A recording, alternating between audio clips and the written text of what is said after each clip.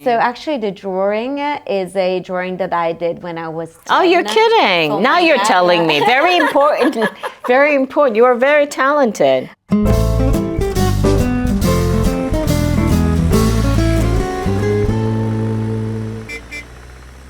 Italian Wine Travel with Stevie Kim.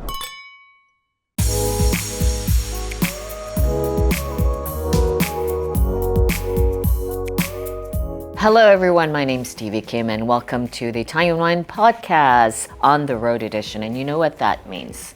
It is Mama Jumbo Shrimp, our YouTube channel. So if you haven't subscribed, please click below and push the subscribe button. And if you'd like to give a thumbs up, even better.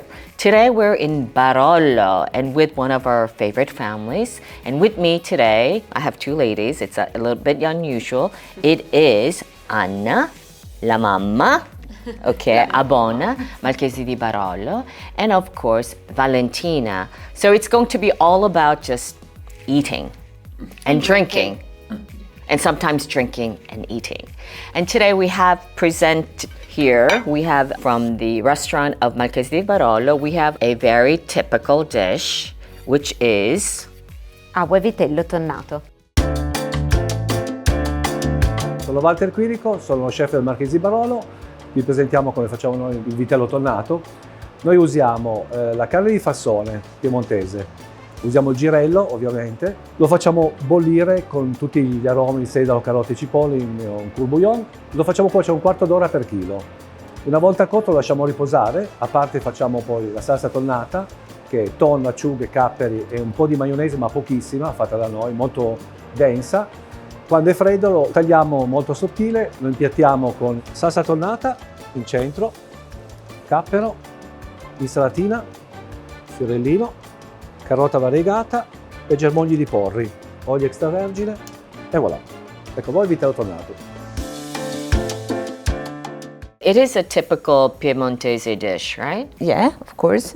Vitello tonnato is typical Piemontese dish, and it is one of the most well-known appetizer from the region. Okay, I want to talk to you about today this new wine you have, which is called Pichet, Which means small. smaller. So why is this called Pichet and what is it?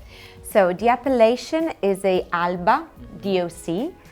Is quite an unknown appellation because of the challenges that making this wine implies. So it's a blend of the two varieties, Nebbiolo and Barbera, but as grapes, not as the resulting wines from these two varieties.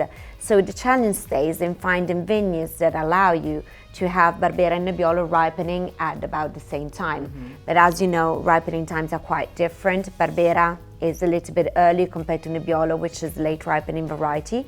So we were lucky enough to have a very dedicated Davide, my brother, who's our vineyard manager, that found these two locations where, given the exposure, the altitude, the soil type of the two vineyards, in one Nebbiolo and the other one the Barbera could grow and mature, ripen at about the same time, so that we were finally able to make this blend.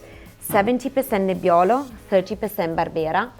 So compared to the big and important appellations of the region, the noble appellations such as Barolo, the king of wine, or Barbaresco, which sometimes we call the queen of our wines, this is a smaller, like a little prince. So that's why it's called Pichet. Exactly. And how many bottles are you making? So this is the very first vintage. It's still a test, which is having, is experimental. A lot of success is very much enjoyed because the blend actually works very well together. The two grapes are very complementary. Nebbiolo provides with the elegance, the finesse, the soft tannins, but Barbera on the nose really gives a lot of fruits and juiciness. And lifts it with a nice freshness and acidity. We started making around 8 to 10,000 bottles, more or less. We'll see in the future years. So in total, how many labels do you have? You have tons of labels. We have many, but around 36 would be.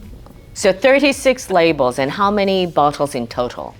In total, 1,300,000. Depends from the year. Could be a little bit more or right. And what is your signature wine?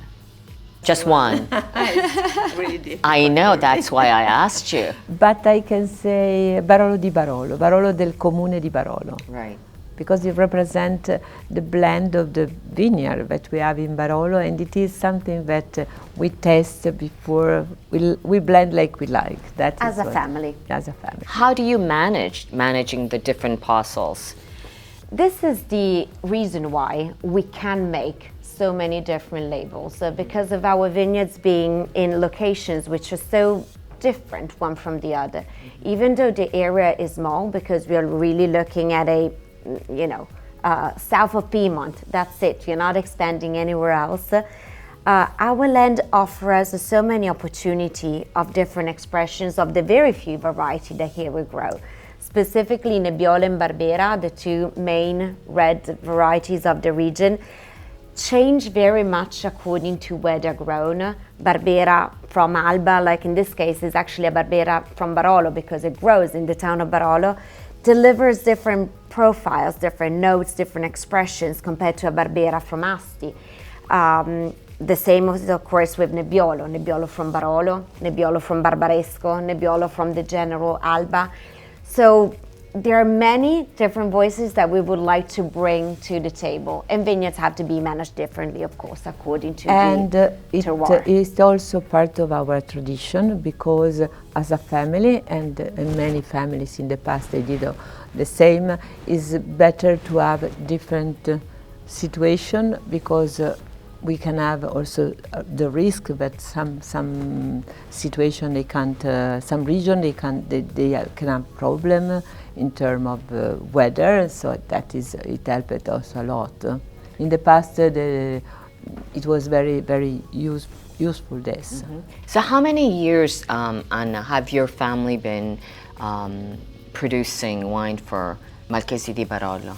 For the Marchesi di Barolo, we started in 1929 when the family decided to buy the property of the Marchesi di Barolo from the Opera Pia. So Valentina has a sibling, your son, Davide, and then you have one husband, Ernesto, and you're all working in the family business. What is the secret recipe to survive working and living together?